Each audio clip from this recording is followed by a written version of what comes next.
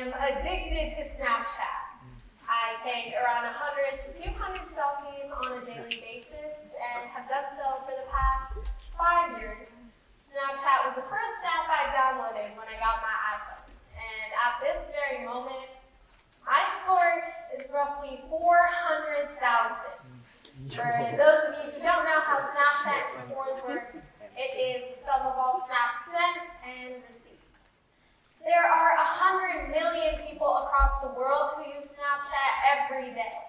The average number of snaps shared on Snapchat every second is 9,000 snaps. And in 2015, more people died from taking selfies than from shark attacks. Selfieing is the act of manually taking one's self-portrait. But you probably already knew that, because social media websites such as Instagram, Twitter, Facebook, and Snapchat are all popularized by the selfie. In fact, 2014 was known as the year of the selfie. Now, I know what you're all thinking. Why is she giving me random facts about selfieing and Snapchatting? So, before you tune out and stop listening, snap back in. Filter out your other thoughts, because it's time for you to listen to my story. Wow, I'm on a streak. Okay, I'll officially stop. My point really is that we are obsessed with ourselves. We document every little thing we do 24/7. We are caught way too often taking pictures of ourselves in public. We, or at least I, can't go a day without Snapchat. Now, don't get me wrong. This isn't necessarily a bad thing. In fact, it's an amazing thing. It's amazing how we can reinforce positivity in a world where we create negativity. So, what causes this negativity? It begins in the media.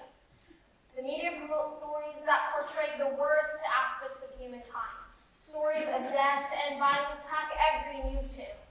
Climate change, deaths, and war are, for the most part, out of our control. And because people are surrounded by these stories 24/7, they subconsciously gain the idea that they can't make a positive change on the world alone. Promoting an impact has become daunting. On the other hand, those who do try get overshadowed by this overwhelming amount of negativity. The problem, however, is not the media. It's us. The media only gives us what we want to hear. We want to hear this juicy information. We want to focus on other people's problems rather than focusing on our own. We want to focus on these negatives over the positives. For example, when you ask someone how their day is going, they'll talk about everything that went wrong in the day. First, they'll start off with how their alarm clock didn't go off and how they ran late to school or to work. Then they'll talk about how everything else was hard and stressful throughout the day. They won't talk about how delicious their dinner was, or that promotion they got at work, or that test they aced, or that new friend they made. If you don't believe me, try it out for yourself. The next time you want to know about someone's day, ask them, how's your day going on one day? Then, what was the best part of your day the next? And watch. Watch how their answer changes significantly. The first step to change this mentality is to learn to accept yourself the way you are. Now, this isn't easy. There's no one way to do this. I started my speech off by talking about selfieing. Most of you immediately began this negative train of thought about me.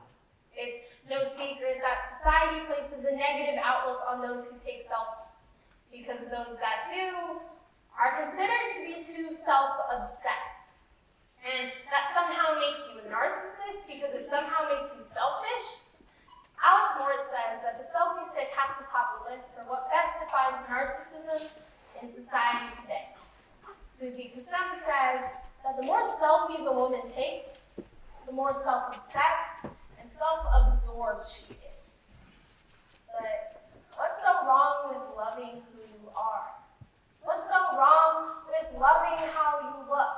What's so wrong with a girl or even a guy not being insecure about their bodies for once? I, for one, am glad that I can finally take a selfie and post it on Instagram without looking at it in disgust.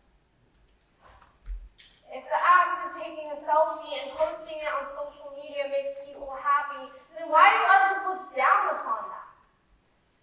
The second and final step to change this mentality is to stop putting other people down for being naturally optimistic. Why do we think it's okay to put others down for trying to present their best face to the world? Millions of people across the world suffer from body insecurities, bipolar disorders, eating disorders, weight gain, weight loss, anxiety, depression, and many more problems. In today's society, we know these things exist and are ready to do whatever it takes to stop them. On the other hand, we also accuse those who do have self-confidence of being narcissists. We are the perfect hypocrite. Society is the perfect hypocrite. According to the Mayo Clinic, narcissistic personality disorder is a mental disorder in which one has a deep need for attention from others and a lack of empathy for others. A lack of empathy for others. A lack of empathy for others.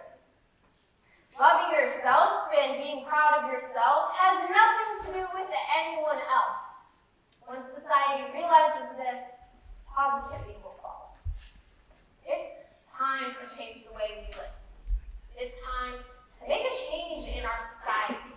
It's time that news channels start to broadcast stories that promote successes rather than failures. It's time that we start thinking about the best parts of our day rather than the worst. It's time that we stop accusing those who do have self-confidence of being narcissists. And it's time that we start promoting self-obsession. I started my speech off by talking about selfies. People take selfies and post them on social media because it makes them feel good. And we shouldn't be the ones preventing other people from feeling good about